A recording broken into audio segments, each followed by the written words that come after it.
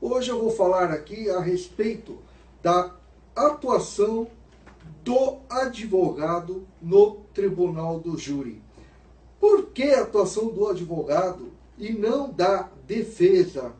O advogado, ele pode estar defendendo tanto o réu quanto a vítima, né? No caso da vítima, essa já tem a vítima de homicídio tentado e do homicídio consumado, né?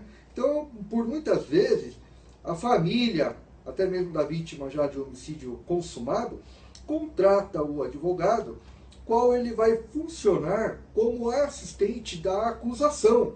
Ele vai ficar desenvolvendo o trabalho dele ao lado do Ministério Público. Por quê? O dono de toda a ação penal é o Ministério Público. Tá certo?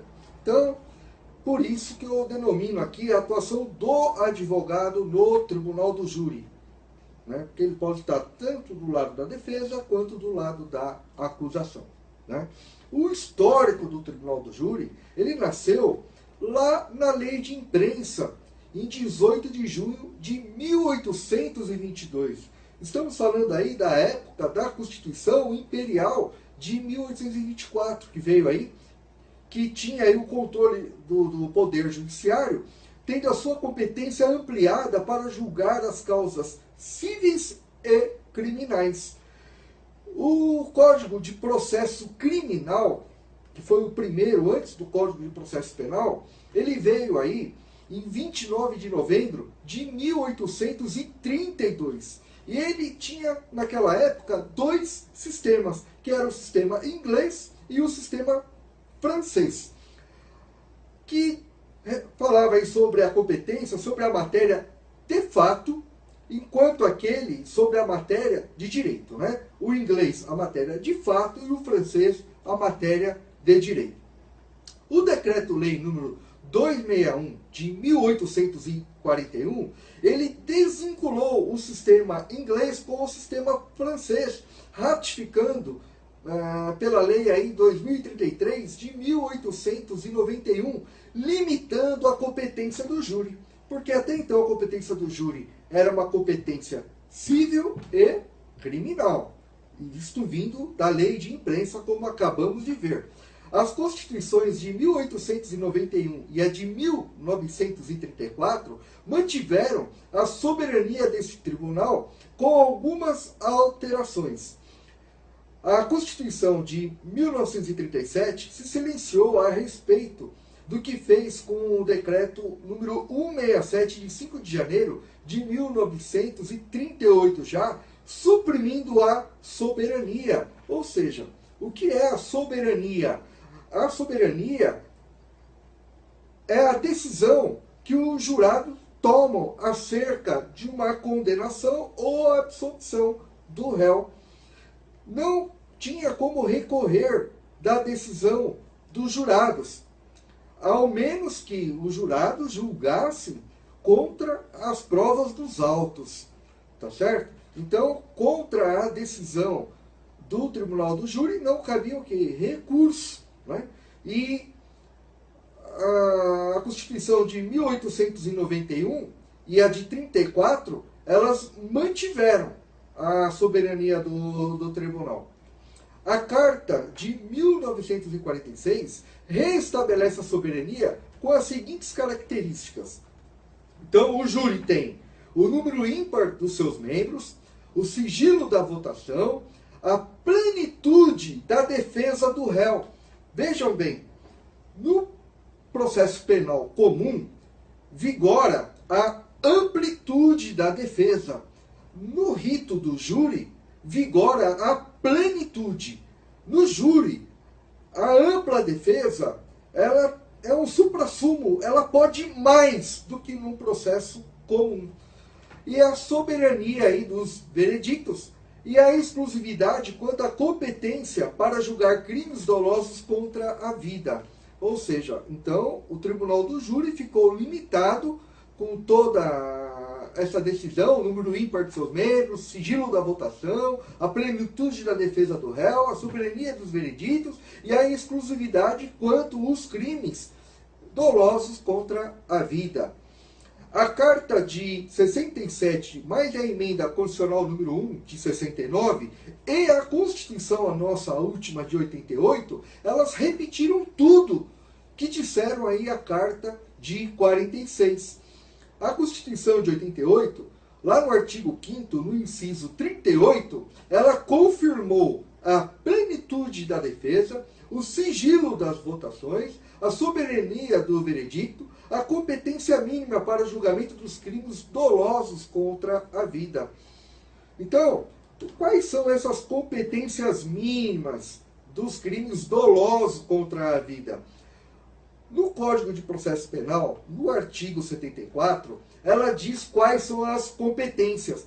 Então, lá no parágrafo 1º do artigo 74 do Código de Processo Penal, ele diz que é de competência do Tribunal do Júri o que é previsto no artigo 121 do Código Penal, que é matar alguém, né? E também incluiu-se aí os parágrafos 1º e 2º, através da Lei 13.104 de 2015, o feminicídio, isso, aquele homicídio ocorrido dentro do lar, né?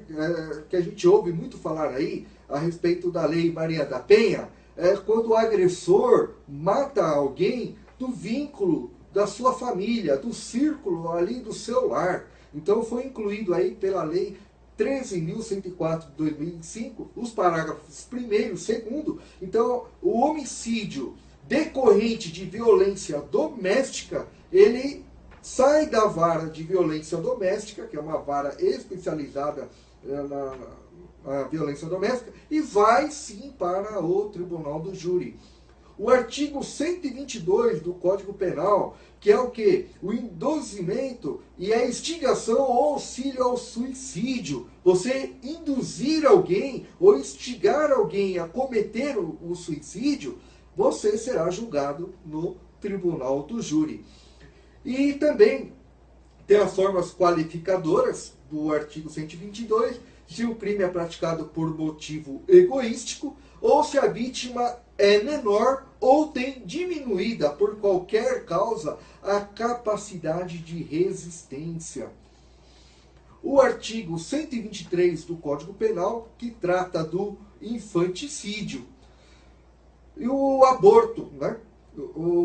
Previsto no artigo 124, o aborto praticado pela própria gestante, né? Quando a gestante pega ali uma agulha de tricô e ela começa a cutucar o seu útero para furar a bolsa e praticar e ocorrer o aborto. Ou, pelo artigo 125 ainda do Código Penal, sem o consentimento da gestante. Né? A gestante está lá, ela vai no médico, ou está lá naquela parteira, né, que é muito comum aí em zonas rurais, a parteira, ela está ali com dores e tal, e o médico ou a parteira faz o aborto sem o consentimento dela. Estes irão responder. Né? Aí, no caso, a gestante passa a ser o quê? Vítima. Né? E o artigo 126 trata quando há o consentimento da gestante, ou pelo que ela consente o médico a praticar o aborto ilegal, ou terceiros ainda praticando, né? Que a gente sabe muito bem aí, essas clínicas fundo de quintal. E também o artigo 127 do Código Penal, ele traz a forma qualificada. Ele aumenta a pena em 1/3 se resultar em lesão grave, ou dobra a pena no caso resultado morte. Ainda no parágrafo 2º do artigo 74 do Código de Processo Penal, se iniciado o processo perante um juiz houver a desclassificação para a infração de competência de outro, a este será remetido o processo, salvo se mais graduada for a jurisdição do primeiro, que em tal caso terá sua competência prorrogada. O que quer dizer isso? Estamos lá julgando o crime, né? Está acontecendo ali o Tribunal do Júri, e lá na frente é desclassificado o crime de homicídio para o crime de lesão corporal. Ora, estamos dizendo, o artigo 74 do Código de Processo Penal, ele diz quais os crimes que vão lá para o tribunal do júri, tá certo? Então, inicialmente, o processo ele se tratava de um crime de homicídio, mas depois dos debates orais ali entre a acusação, que é o Ministério Público, e a defesa, né, que é o advogado defendendo o réu, convenceu-se então os jurados que não se tratava aquela situação de um crime de homicídio, mas sim de uma lesão corporal. Então, como estamos vendo, o tribunal do júri não seria competente, então, para julgar o crime de lesão corporal. Nesse caso, até para não ocorrer uma prescrição, lá do artigo 109 do Código Penal, o próprio juiz do júri, ele vai acabar fixando a pena daquele crime que foi desclassificado o homicídio para lesão corporal, conforme disposto no parágrafo 2º do artigo 74 do Código de Processo Penal. E já no parágrafo 3º do mesmo artigo, ele diz: se o juiz da pronúncia desclassificar a infração para outra atribuída à competência de juiz singular, observar-se-á o disposto no artigo 410, mas se a desclassificação for feita pelo próprio tribunal do júri, a seu presidente caberá proferir a sentença. Então, foi essa a explicação que eu dei, né? O parágrafo seguinte, ele só veio explicar isso, né? Ele só veio confirmar a explicação dada, né? O artigo 394, no parágrafo 3º do Código de Processo Penal, diz que, nos processos de competência do tribunal do júri, o procedimento observará as disposições estabelecidas dos artigos 406 a 497 desse Código, né? Então, no Código de Processo Penal, lá do artigo 406 até o 497, ele diz exatamente como vai acontecer o rito especial do Tribunal do Júri. Bem, vocês devem estar observando que eu estou aqui vestindo aqui a minha beca, né? Todo o Tribunal do Júri é obrigatória essa vestimenta, a beca. Então, lá no Tribunal do Júri, assim como nas instâncias superiores, né, em segunda instância, que é no Tribunal de Justiça, no caso aqui de São Paulo, o Superior Tribunal de Justiça, o STJ, e o Superior Tribunal Federal, que é o STF, para que se façam ali os debates, todos estão tolgados. Quais as diferenças? A defesa, ela usa a beca com o seu cordão na cor preta. O Ministério Público, que faz o papel aí de acusação, o cordão dele é a cor vermelha. E o juiz, ele usa o cordão de cor branca. Então, vocês ali assistindo a um tribunal do júri, qualquer pessoa pode ir assistir o tribunal do júri. No Fórum da Barra Funda, todos os dias existem júris ali. Lá temos 5 tribunais do júri, né? E todos os dias tem julgamento do júri aqui na capital. Todos os dias. Em algumas cidades do interior, como normalmente o índice de violência é menor, alguns têm uma vez por mês, outros 2 vezes por mês, outros têm a cada trimestre. Então, dá uma olhadinha na sua cidade, você que é do interior ou de outro estado, as pautas dos julgamentos dos tribunais dos júris respectivos, né? Então, existe o quê? O assento regimental número 352, de 2 de março de 2003, ele diz no artigo 1º o seguinte: o artigo 475 do regimento interno passa a vigorar com a seguinte redação: para a sustentação oral, os representantes do Ministério Público e os advogados apresentar-se-ão com as suas vestes talares, podendo falar sentados ou em pé. Tá certo? Então, tanto a defesa quanto a acusação pode falar ali sentado ou em pé. Mas é de bom alvitre que se faça a defesa sempre em pé, sempre próxima, mais próxima possível dos jurados, até mesmo quando for fazer alguma pergunta para as testemunhas. Por isso a obrigatoriedade do uso da beca. Eu vou, aproveitando, falar um pouquinho da beca. Algumas becas têm aquele babado branco aqui, né? É muito comum a gente ver isso em filme. O que representa aquele babado branco aqui, né? Representa a barba branca, representa a experiência, o conhecimento. Por isso que tem aquele babado branco. Quando alguém aí assistir algum filme que tenha a beca, também o babado branco, já estão sabendo que aquilo significa o conhecimento, a experiência, ok? Bom, falado, né, superada essa parte aí de apresentação do Tribunal do Júri, vamos falar aí dos jurados. Quem pode ser jurado no Tribunal do Júri?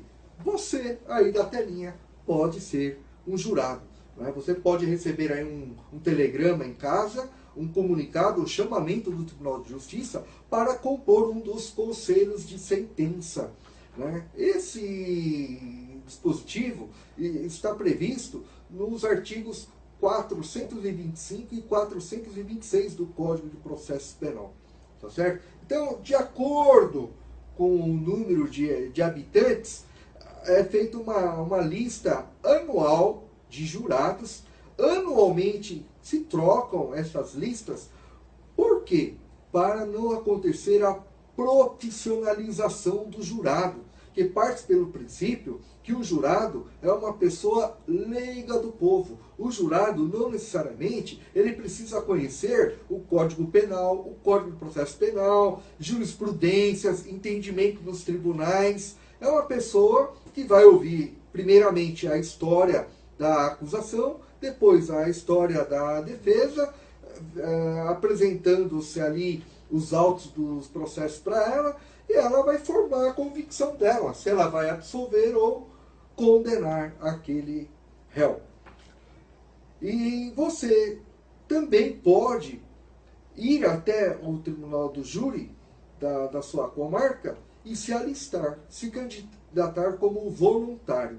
Você não vai receber nada por isso, mas quem trabalha no Tribunal do Júri, ele não pode ter o seu dia descontado quando ele trabalhar aí de empregado.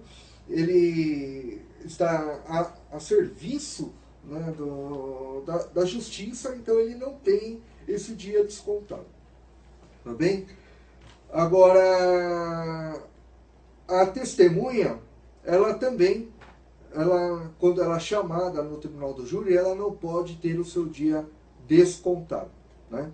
Então, de 10 a 15 dias antes da reunião entre os jurados, o juiz realiza um sorteio para selecionar 25 pessoas.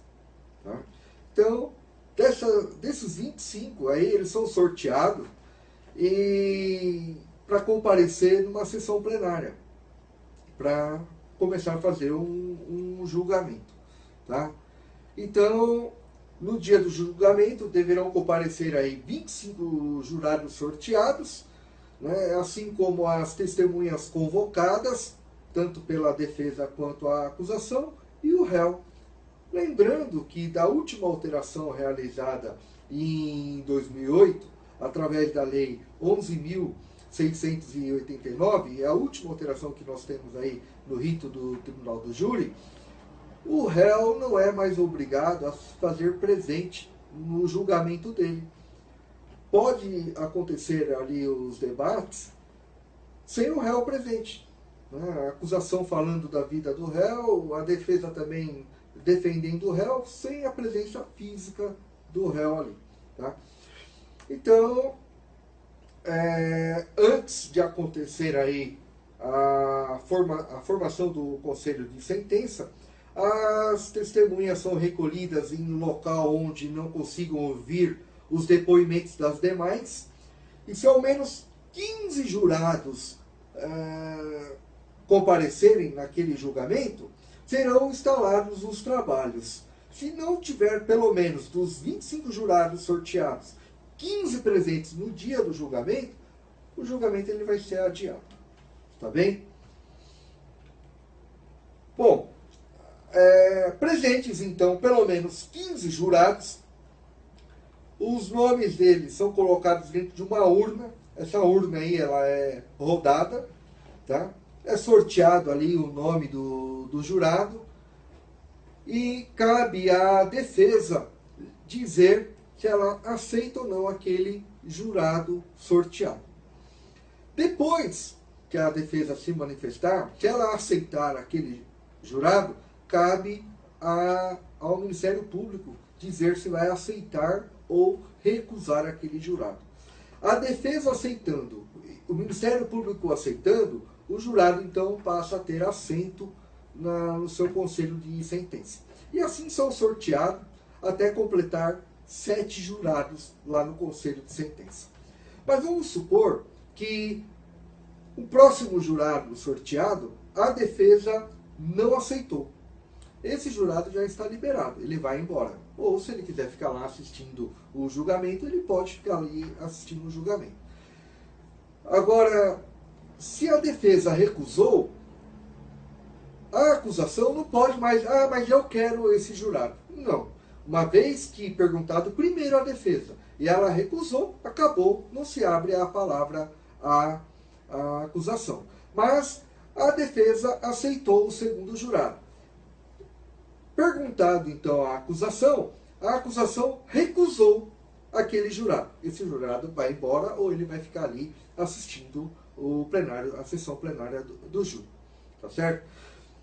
A defesa ela pode recusar até o número de 3 jurados sem justificativa. Igualmente a acusação, ela pode recusar 3 jurados sem justificativa. A partir do 4º jurado, a defesa ela tem que justificar o porquê que está recusando aquele jurado. Né? Por uma suspeição. Que tipo de suspeição? Esse jurado é inimigo mortal do réu. Este jurado é parente da vítima. Este jurado é parente do réu. Logo percebam que, sendo parente ou inimigo mortal, ele não vai ter o que? A imparcialidade. Eu quero abrir um parênteses que quando é um crime que acaba indo para a imprensa, vou pegar aí um caso muito recente, aí passado, o caso Mércia de Guarulhos. Né? Os jurados, até agora como nós vimos, ele só vai ter ali o primeiro contato com o processo ali quando sorteado o nome dele para compor o conselho de sentença. Quando um caso vai para a mídia, o advogado já começa perdendo de 7-0 no tribunal do júri. Por que 7-0? Porque o conselho de sentença é formado por 7 jurados. Né? Dos 25 que são chamados, comparecendo no mínimo 15, são sorteados 7 jurados para compor o conselho de sentença. Então, num caso de grande repercussão midiática, a mídia ela entra através do canal de televisão e a televisão ela quer vender o quê? Manchete. Ela quer vender notícia. Ela acaba dando mais voz, mais audiência para o Ministério Público fazer a sua acusação do que a própria defesa. E quando a defesa faz uma defesa brilhante, como se deve fazer, trazendo fatos verdadeiros, a imprensa não mostra esse lado. Porque se ela mostrar que tem uma falha ali no processo, quem é que vai querer assistir? Quem é que vai querer saber mais sobre aquele caso? Automaticamente as pessoas vão perder o interesse. Então existe um jogo de mídia muito grande. Eu uso como exemplo a escola base. Lembram da escola base? Os seus diretores foram ali, a princípio, injustiçados, sendo ali culpados de abusos sexuais contra as crianças, e agora, recentemente, aí, eles foram absolvidos em todas as instâncias, e a mídia não divulgou isso. A mídia não trouxe isso para nós aqui, não trouxe isso para nossas casas, né? Ficou por isso mesmo. Vejam só que a reparação é irreversível nesse caso. Não tem como ser realmente bem reparado. Então a gente tem que tomar muito cuidado com o que se ouve na mídia. Nem tudo que a mídia fala é verdade. Pelo menos aqui eu tenho a liberdade de contar isso para vocês. Recentemente eu estive acompanhando uma situação num distrito policial. É um caso que deu muita repercussão aí, que 2 PMs teriam, né, isso daí vai ser julgado ainda, 2 PMs teriam apresentado a ocorrência como atropelamento, quando na verdade foi tiro. Quando veio o laudo mostrando, está ali no processo, o Ministério Público não quer enxergar, a Justiça não quer enxergar, porque deu mídia, deu Datena, deu Marcelo Rezende, deu Rede Globo, deu SBT, deu tudo aí, mas só que o laudo veio negativo para o disparo de arma de fogo do policial, né? E isso a mídia não veio dizer. E quando na saída do distrito policial, eu ali sendo entrevistado, quando eu passei essa informação para a imprensa, que eles já sabiam que o laudo tinha dado negativo, eles não colocaram isso no ar, né? Só colocaram as palavras da época do delegado de polícia, né? Então isso não ia vender. Acabou de falar ali a autoridade policial que teria sido a arma do policial que teria disparado, e eu venho com um laudo pericial oficial feito pela própria Justiça, que não foi a arma do policial que acertou ali a vítima, né? E isso a mídia não divulgou. Então a gente já começa perdendo o júri aí de 7-0, porque toda essa informação errônea, mentirosa que a mídia fez questão de levar para dentro da residência de milhares e milhões de telespectadores, né?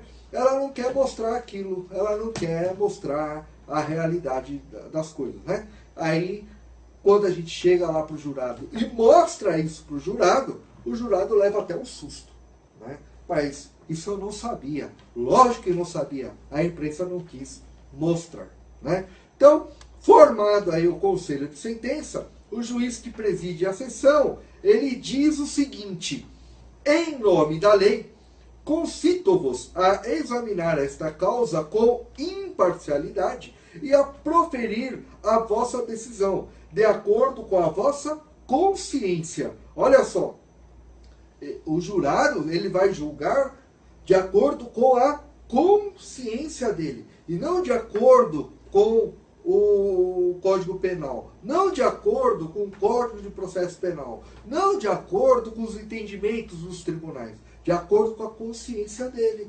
Então, ele tem o que aí? A plenitude dele, né? Ele tem aí uma toga naquela hora, ele funciona como um juiz. O juiz ali no tribunal do júri, ele funciona como um presidente. Para o quê? Acompanhar os trabalhos que a defesa está fazendo, para não julgar ali o réu indefeso, acompanhar os trabalhos do Ministério Público, né? E manter a ordem local dos trabalhos, tá certo? Então, de acordo com a vossa consciência e os ditames da justiça. Os jurados, então, chamados nominalmente pelo juiz, eles respondem a cada um: assim prometo. Eles fazem a promessa. Isso está no artigo 472 do Código de Processo Penal. Então, feita a seleção, os jurados sentados ali no conselho de sentença, começam-se aí os depoimentos, né? Normalmente pela vítima, se for possível, né? Uma vítima de homicídio tentado, não homicídio consumado, porque já tem julgados aí eu vou entrar na esfera do julgado, que nem por escritas aí, espirituais aí, consegue fazer a oitiva da vítima, né? Depois são ouvidas as testemunhas de acusação e, por último, as testemunhas de defesa. Sempre nessa ordem. A vítima, quando possível, a testemunha de acusação e, por último, a testemunha de defesa. Os jurados também podem, por intermédio do juiz, fazer perguntas às vítimas, né, se a vítima estiver ali presente, e também às testemunhas, de acordo com o artigo 473, parágrafo 2º do Código de Processo Penal. Ok? Os questionamentos às testemunhas de acusação são feitos nessa ordem. Primeiro pelo Ministério Público, assistente, né, que é o assistente de acusação, e o defensor do acusado. Né? Então, primeiro vamos ouvir ali a testemunha de acusação. Né? Quem pergunta primeiro para a testemunha de acusação é o Ministério Público.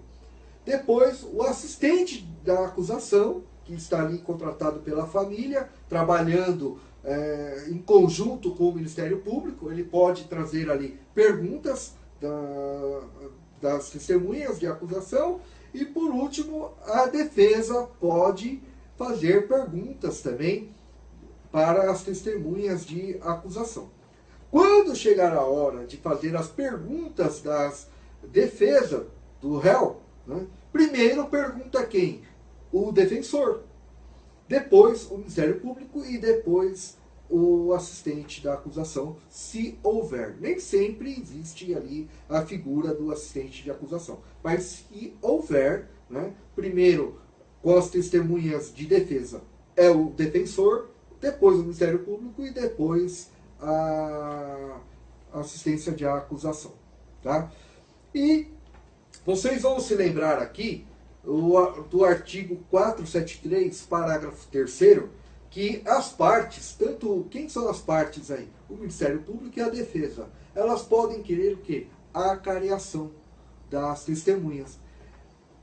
Esse momento do artigo 473, parágrafo 3º, é aquele momento que a mãe da Isabela Nardoni, lembra daquele caso lá do casal Nardoni? Né? A mãe, ela foi confinada, ela ficou lá separada por 2 dias, numa sala isolada. Lembra que no começo desse vídeo aqui eu disse que as testemunhas ficam separadas para que ela não ouça o que uma e outras conversem? Então, a mãe da Isabela ficou lá 2 dias isolada no quarto e a promotoria bateu nisso daí, né? Quando eu vinha no intervalo falar com a imprensa, olha, o que a defesa está fazendo é o cúmulo, é o absurdo, mas não é, está garantido aqui no artigo 473, parágrafo 3º do Código de Processo Penal. É um direito que as partes, o mesmo direito também assiste ao Ministério Público, não é só a defesa, para fazer uma acariação. E quando tanto o Ministério Público quanto a defesa pede essa acariação, quem vai decidir se existirá essa acariação ou não é o quem? O juiz presidente daquela sessão plenária. Ok? Então, quando a defesa pediu a acariação da mãe da Isabela, o juiz presidente, à época, ele deferiu o pedido e ela então ficou num quarto reservado 2 dias sem comunicação com o mundo exterior ou com quem quer que fosse, sempre acompanhada de um oficial de justiça. Né? Sanado essa parte, né, após as testemunhas, né, então, de defesa e de acusação ouvidas, é a vez de interrogar o réu, né, se ele estiver presente. Lembra que eu acabei de dizer que o réu, depois aí dessa reforma aí de 2008, no rito do júri, o réu não é obrigado a estar presente no dia do julgamento dele. Então, o artigo 474, parágrafo 1º, ele trata o quê? A forma que serão feitas as perguntas para o réu. Então, primeiro, é o Ministério Público que faz a pergunta para o réu. Né? Ele vai usar todos aqueles argumentos através das testemunhas de acusação e defesa, a contrariedade de uma e de outra, vai chegar para o réu ali, réu, quem que está mentindo agora? O senhor está falando isso, a sua testemunha de defesa fala ao contrário do senhor, né? E quem que é o mentiroso aqui? Quem que está mentindo? Todo aquele trama, É um teatro da vida, a exposição, para quê? Buscar a verdade. Então, tudo ali é válido naquele momento, tá certo? Depois do Ministério Público, o assistente da acusação, se houver, e por último a defesa. A defesa ela vai trazer aí esclarecimentos, né? Os jurados também podem formular aí questões, sempre por intermédio do juiz. Vejam que o Ministério Público, o assistente e a defesa podem formular perguntas diretamente às testemunhas de acusação ou de defesa ou para o próprio réu, ali de forma direta. Quando o jurado quiser fazer alguma pergunta para algumas das testemunhas no momento oportuno, né, ou para o réu, os jurados vão dirigir as suas perguntas para o juiz-presidente do tribunal e o juiz-presidente que vai reformular a pergunta às testemunhas ou ao próprio réu, né, que é o sistema que presidencial, ok? Bom, não é permitido o uso de algemas, né, durante o julgamento. Cabe à defesa ali pedir para tirar as algemas do réu, caso, né, tiver ali alguma exceção, como se o dispositivo for absolutamente necessário para manter a ordem e a segurança dos presentes, conforme o artigo 474, parágrafo 3º do Código de Processo Penal, né?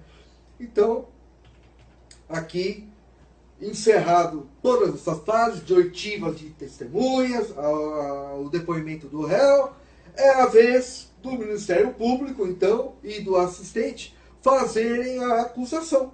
Agora, o Ministério Público ele vai tomar a palavra e ele vai usar todas as ferramentas que ele tem colhidas ali até o presente momento e fazer a sua sustentação oral, né? Então, o Ministério Público ele tem lá 1h30 para falar, né? Quando ele tiver ali um réu, ou ele vai ter ali 2 horas para falar quando tiver mais que um réu presente ali.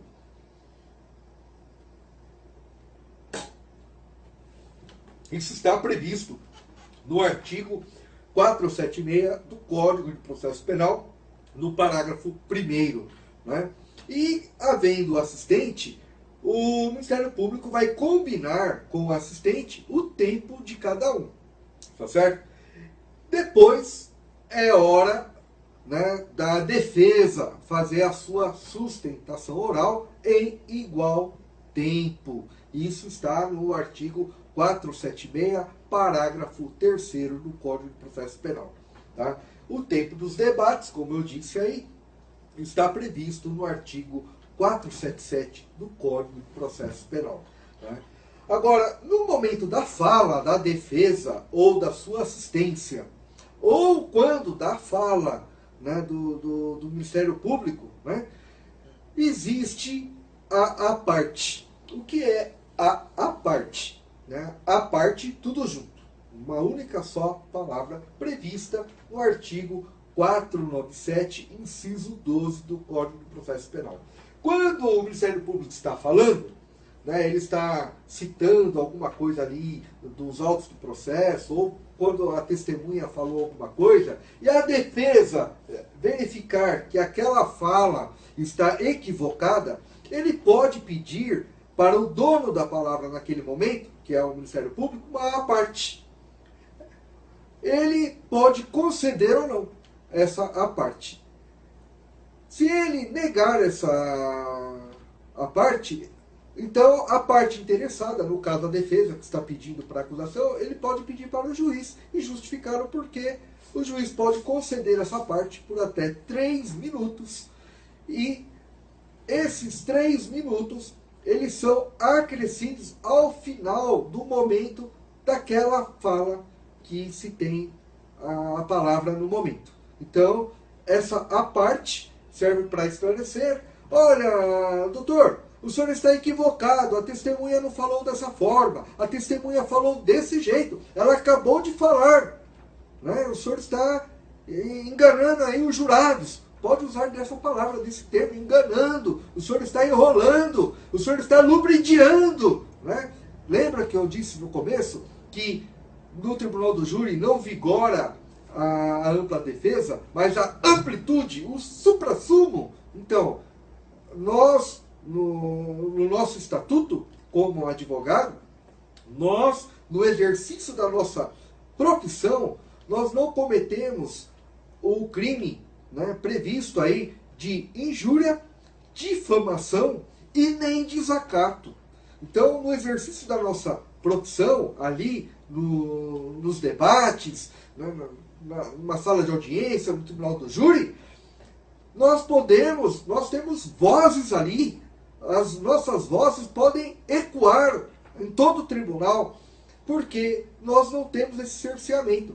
Se o advogado cometesse injúria, difamação ou o desacato no exercício da sua profissão, simplesmente ele não ia poder fazer a brilhante defesa, buscar a verdade, buscar a justiça, ele seria calado, né? Nós temos aqui o símbolo da justiça, que a deusa teme, né? Então a deusa aqui, com os olhos vedados, ela é cega, mas o advogado não pode ser cego, o advogado não pode ser surdo, e o advogado não pode ser mudo, ele tem que falar, ele não pode ter vergonha, ele não pode ter medo, ele tem que ser destemido, ele tem que ser, naquele momento, um herói, ele tem que ser uma fera no que ele está fazendo, porque senão o Ministério Público vai deitar e rolar nas costas dele. O advogado, ele pode tudo e algo mais, até mesmo lá na hora do júri, bater na mesa dele, ele pode expressar todo o seu inconformismo,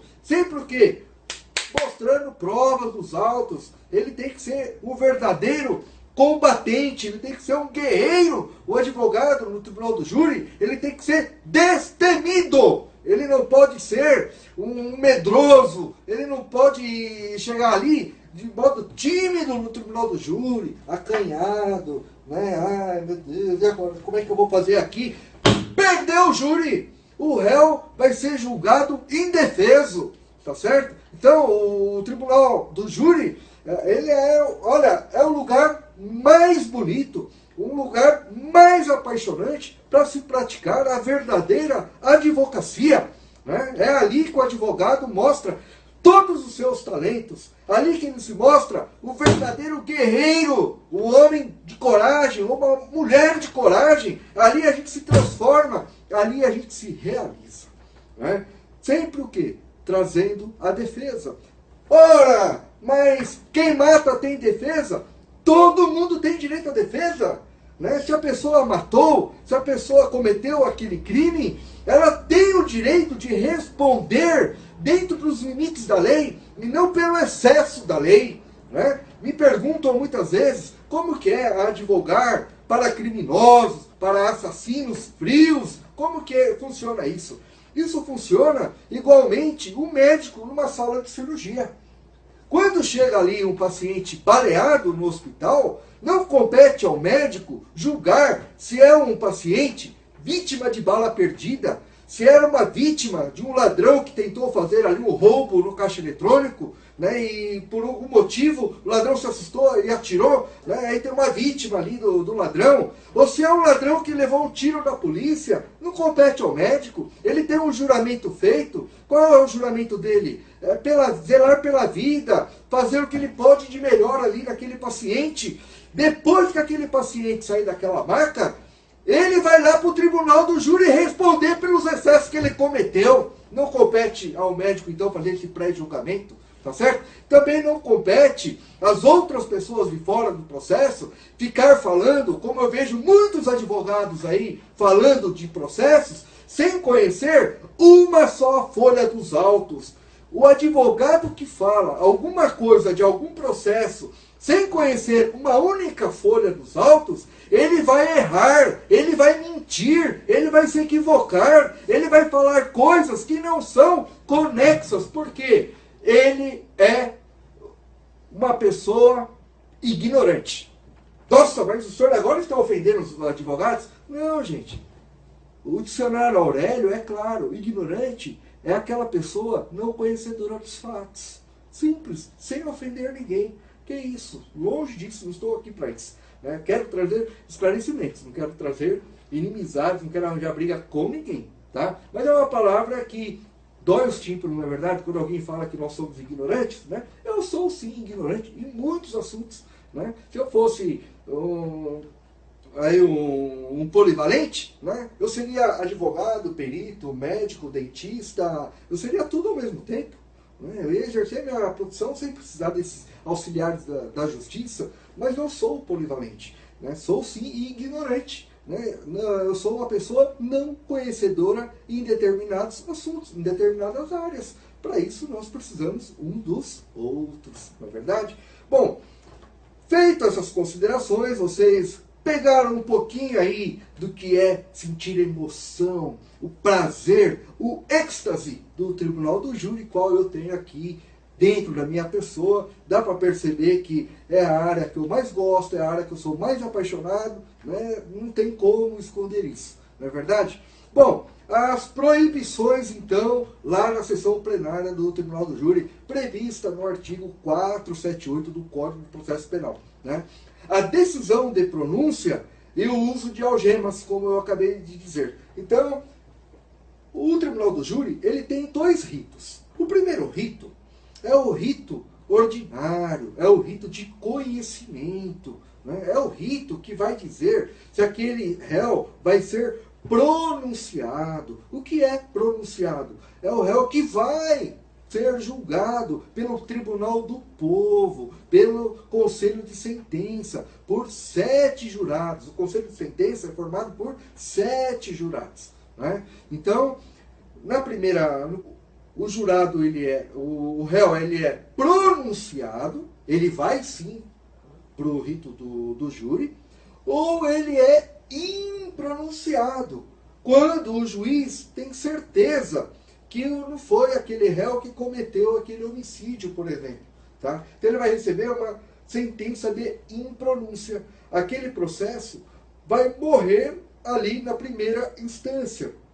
Agora, ele pode ser também uma impronúncia absolutória, né? Uma certeza, convicção ali, formada, né? Ou pode ser uma coisa temporária. Ora, até aqui não há nada que diz que foi o réu. Ele pode ficar arquivado. Ele pode ser, enquanto não prescreveu o crime, em 20 anos, lá, de acordo com o artigo 109 do Código Penal, ele pode ficar lá em stand-by, pode ficar aguardando ali alguma outra provocação, uma prova nova, e colocar o réu na cena do crime. Tá certo? Agora, ou ele tem uma sentença de pronúncia ou uma sentença de impronúncia. No Tribunal do Júri, é diferente a dúvida do juiz. Né? No processo comum, quando o juiz tem dúvida, no processo penal comum, né? Quando o juiz tem dúvida, prevalece o entendimento do indúbio pro réu. Na dúvida, absolve-se o réu. Isso é o significado do latim. Agora, no rito especial do júri, né, havendo dúvida, indúbio pro società. Na dúvida, a sociedade decide.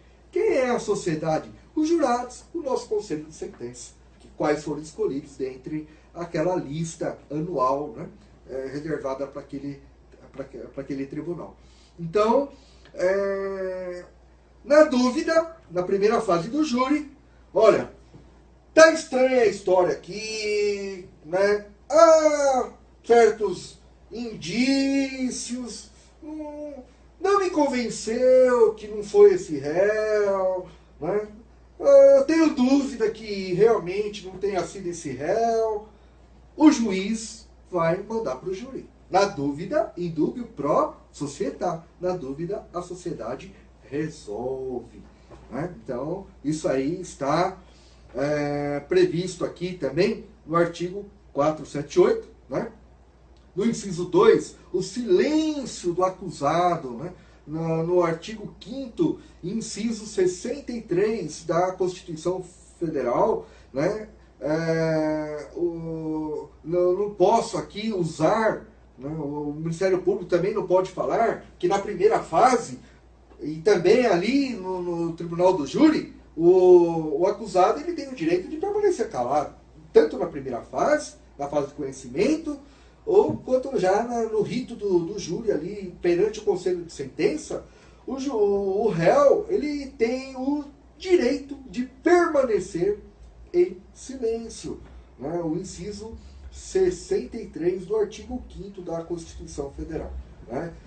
O Ministério Público não pode usar esse argumento. Está vendo? O réu está em silêncio. Quem cala consente. Ele não pode usar esse argumento. Ele não pode usar esse argumento como a acusação, né? E também não é permitida a leitura de documentos ou a exibição de objeto que não tiver sido incluído no processo até 3 dias antes de acontecer aquela sessão plenária. Então, até 3 dias antes. Cuidado aí, profissionais. Até 3 dias antes. Faltam 3 dias, né, para acontecer a sessão plenária. Você tem que juntar os documentos que você precisa usar lá no tribunal do júri. Mesma coisa a acusação. Para não acontecer aí o fator surpresa, né? O profissional chega ali, o defensor chega ali para fazer a defesa e a acusação juntou um documento na véspera, no dia da sessão plenária. Como é que ele vai buscar a contraprova daquilo? Como que ele vai trabalhar ali a defesa daquele material? Ele não pode ser pego de surpresa. Da mesma forma, a acusação não pode ser pega de surpresa, né?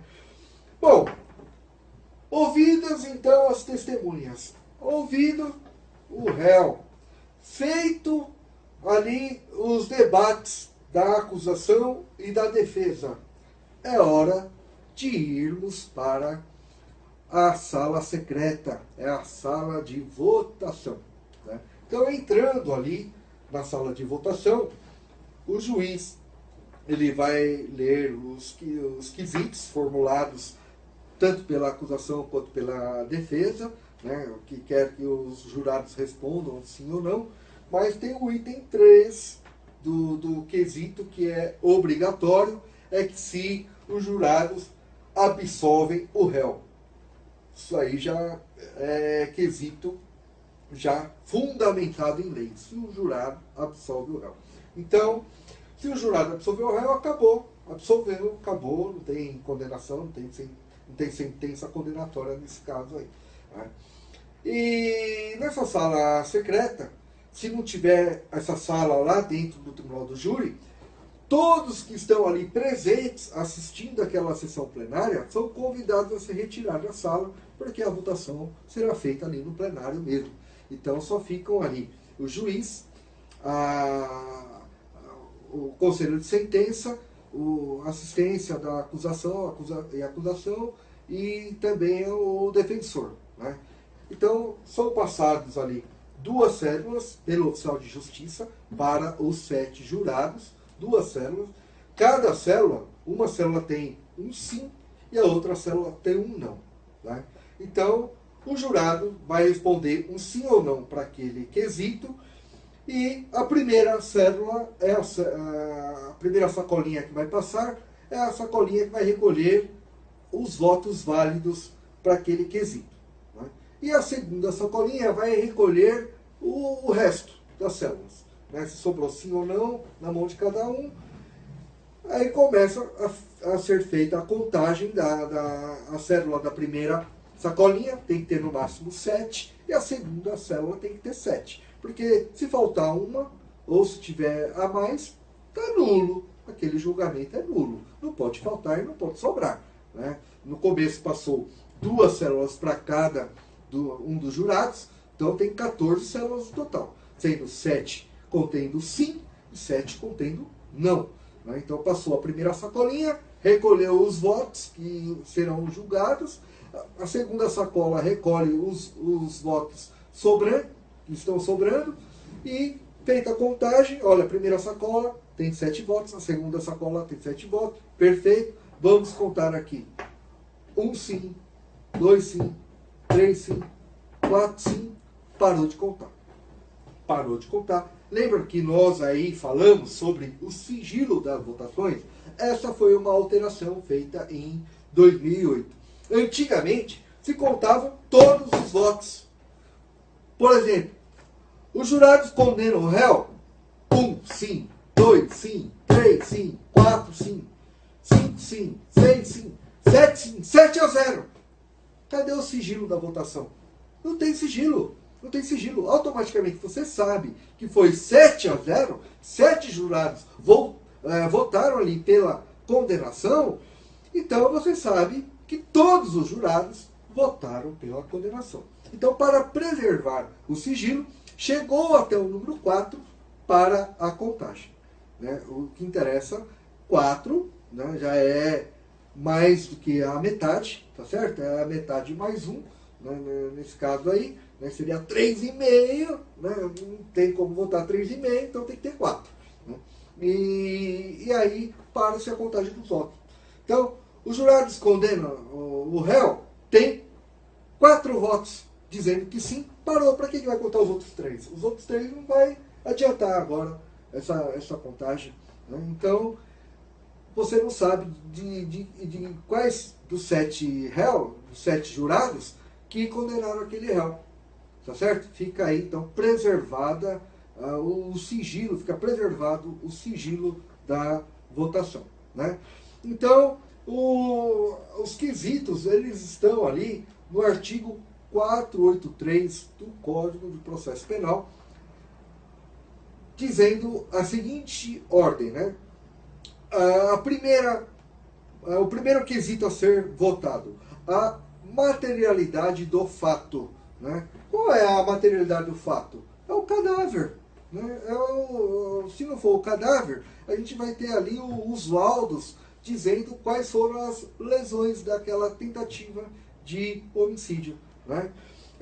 O segundo quesito, sobre a sua autoria ou participação. No caso, pode estar sendo julgados mais que um réu. Né? Um réu que propriamente executou e o outro que deu uma participação no crime. Né? Vamos supor, ó, eu desço ali, dou um tiro e você fica aqui dentro do carro com o motor ligado e com a marcha engatada.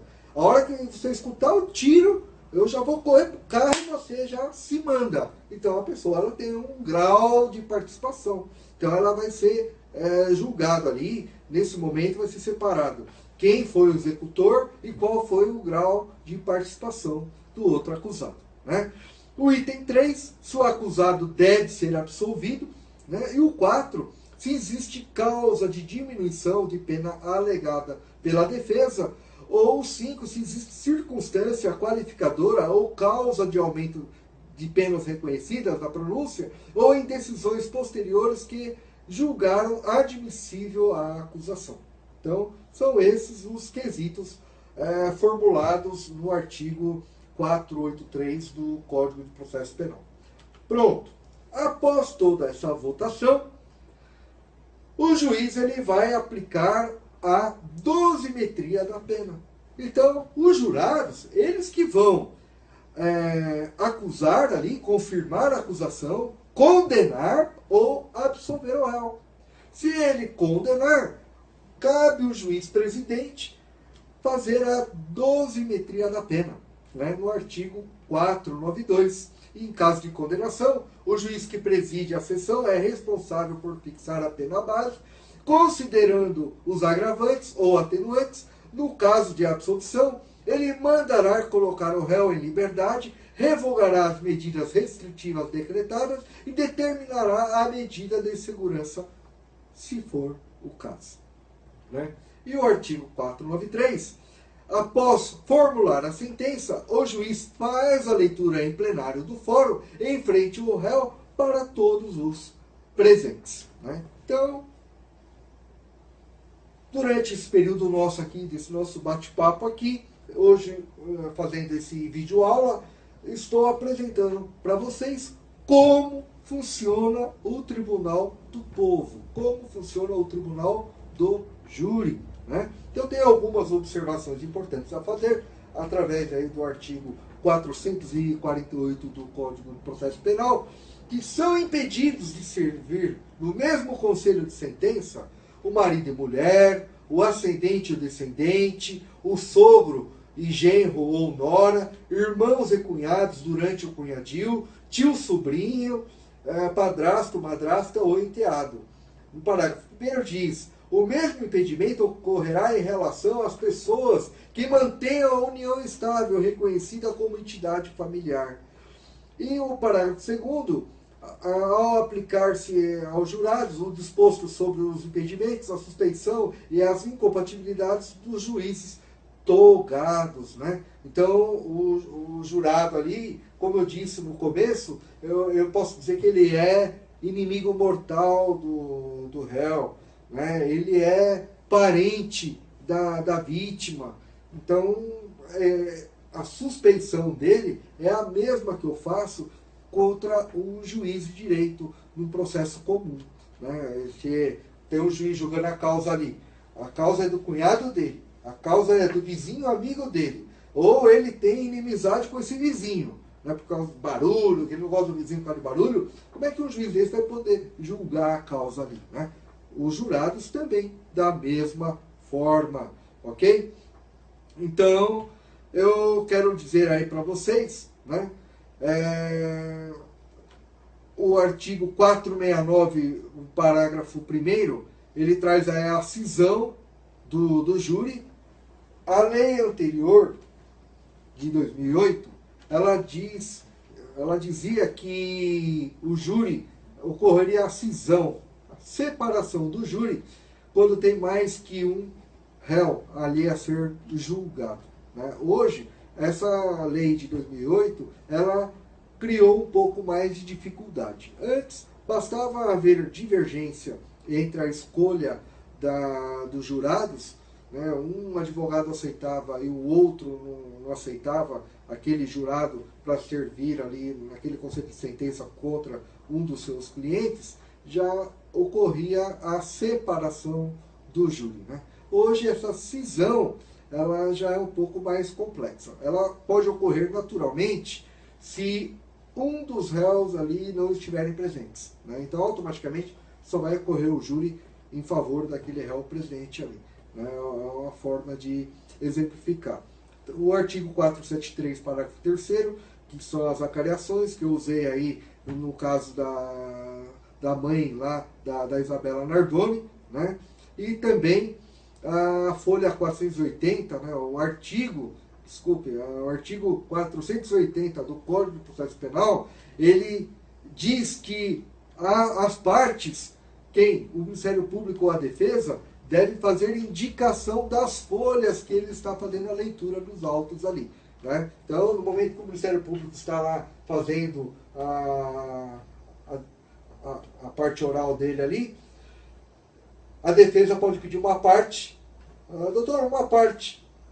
Quais as folhas dos autos, né? O Ministério Público ele tem que informar o número das folhas, né? Porque se estiver falando de uma coisa que não existe, aquilo, né, é inválido no mundo jurídico, né? Porque aquilo que não está nos autos não existe no mundo jurídico. Perfeito? E muito se questiona quem é o chefe. Quem é o chefe ali no plenário do júri, né? Não há hierarquia entre juízes, promotores e advogados. Não há hierarquia, né? Mas o juiz ele senta mais alto. Por que o juiz ele senta mais alto, né? Entende-se que o juiz, aquela representatividade dele está sentando mais alto ali, a mesa dele mais alta, é que ele é imparcial. Ele não está nem do lado da defesa nem do lado da acusação, né? E no júri, né, não é o juiz ali que vai julgar. Ele só vai aplicar a dosimetria na pena de acordo com a decisão dos jurados, porque são os jurados que vão dizer se o réu é inocente ou culpado. Então é muito importante você, advogado, você, advogada, conhecer do nosso próprio estatuto, que é a Lei 8.906 de 94. Né? Lá no artigo 7º tem o rol taxativos, com 21 incisos, dizendo dos direitos dos advogados, né? Então você deve conhecer quais são os direitos, quais as suas prerrogativas, para você não ser engolido, não só no tribunal do júri, mas também nas audiências comuns, tá certo? Vocês, sabendo aí das suas prerrogativas, né, as suas prerrogativas sendo violadas, de bate pronto, igual quando um carro bate, bateu, amassou, tá certo? A sua prerrogativa, ela foi violada, você deve pedir para constar em ata, né, que a sua prerrogativa foi violada, e qual prerrogativa foi ali violada, constando em ata, e fazer a devida representação, tá certo? Senão você não tem nem argumento para uma eventual apelação. Então, dentre outros, né, o artigo 7º da Lei 8.906 de 94, ele nos dá o direito de exercer com liberdade a profissão em todo o território nacional. Eu posso advogar aqui em São Paulo, eu posso advogar em Curitiba, eu posso advogar em Fortaleza, eu posso advogar lá no Acre, em Rondônia, em Roraima, lá no Rio Grande do Sul, eu posso advogar em todo o território nacional, né? No inciso 7º, ele diz que eu posso permanecer sentado ou em pé e retirar-se de qualquer locais indicados no inciso anterior, independentemente de licença. Eu não preciso pedir licença nem para entrar e nem para sair na sala de julgamento, ok? E sempre que for fazer o pedido da palavra, usar da palavra pela ordem, né? Então, deem uma olhadinha aí no artigo 7º da Lei 8.994, é muito importante para você profissional, e também conheça aí a ética do advogado, né? Não é porque o advogado, eu disse há pouco, que não comete a injúria, não comete a difamação, ele não comete aí o desacato, mas ele comete calúnia, né? Antes, o STF, ele se pronunciou a respeito, né, que o advogado comete calúnia, sim, durante o exercício da sua profissão. É muito, muito importante você, operador do direito, você, colega advogado, saber que os seus direitos de advogado, aí inseridos no artigo 7º, né, que estamos tratando, ele só é válido no momento que você está no pleno exercício da advocacia. Não quando você está lá no restaurante, com a família ali, né? De repente há um acontecimento ali entre você e o garçom, é que eu sou advogado. E daí, amigão, que você é advogado? Né? O advogado não é melhor que qualquer outra pessoa, não. Tá certo? Ele é igual a todos. O artigo 5º da Constituição Federal diz que todos são iguais perante a lei. Então você, advogado, é igualzinho a qualquer outro, né? Eu sou igualzinho a qualquer pessoa aqui. Tá certo? No momento que nós temos a nossa carteira da ordem, a nossa OAB, que carteirinha é do clube, porque passar no exame de ordem é só para quem pode mesmo, viu? É só para quem tem competência. Porque chamar isso de carteirinha, não tem como chamar aí a nossa carteira da ordem de carteirinha, né?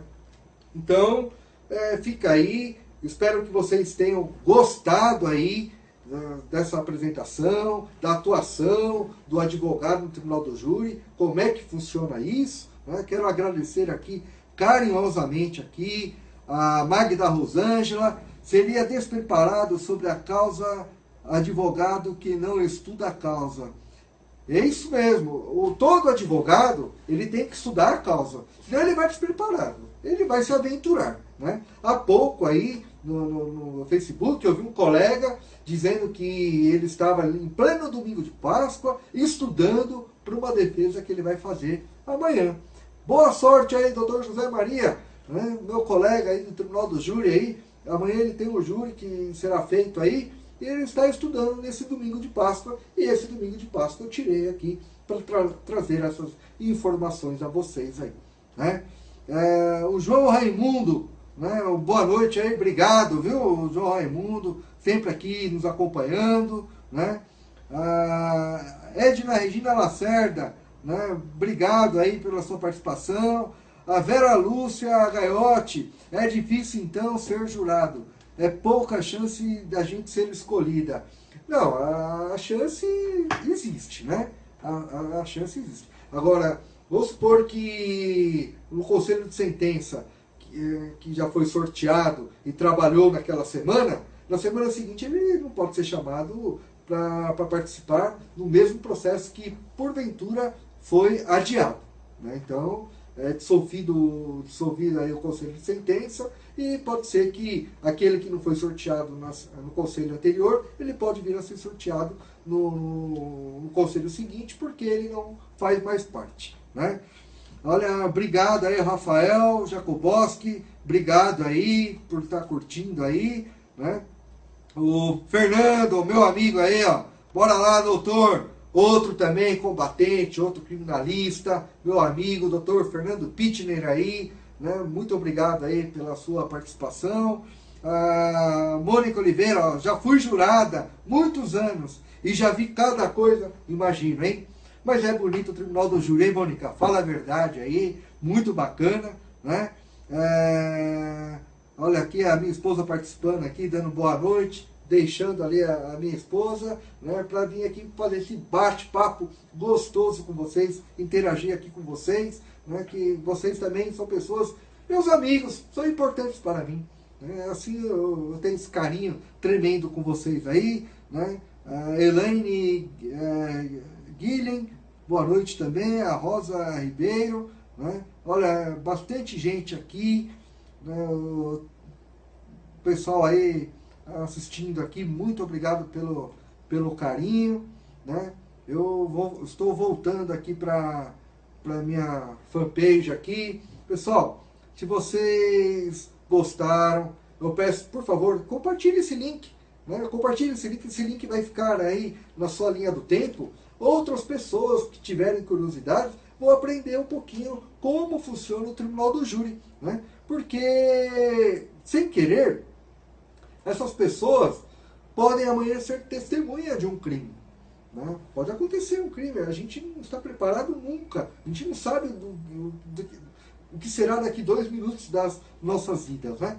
Então, pode ser que amanhã aconteça dentro da família, fora da família, com o vizinho. Eu estou ali trancando a porta do carro ali na rua e tem um homicídio ocorrendo, eu vou ser chamado como testemunha, eu corro esse risco aí. Então, a pessoa ela pode estar aí antenada, sabendo quais as surpresas que a vida ali preserva para ela. Né? E eu estou tentando carregar aqui a página do Facebook aqui para que eu consiga fazer uma interatividade maior com vocês. Né? Muita gente aqui escrevendo, tem mais de uma página que isso aqui está sendo compartilhado, então para dar uma atenção para todo mundo aí fica um pouquinho difícil. Né? Eu estou tentando aqui mais uma vez aqui, pessoal, eu vou até aí agradecer vocês aí, mais fácil aqui, pego aqui, venho direto aqui com vocês aqui, ó. Meu muito obrigado pelo carinho de cada um de vocês, tá bem? Eu vou encerrar por aqui, que o domingo já deu o que tinha que dar, viu? Estou cansado, amanhã tem batente aí, tem o tribunal para fazer, e vamos nessa aí que ninguém é de ferro. Um grande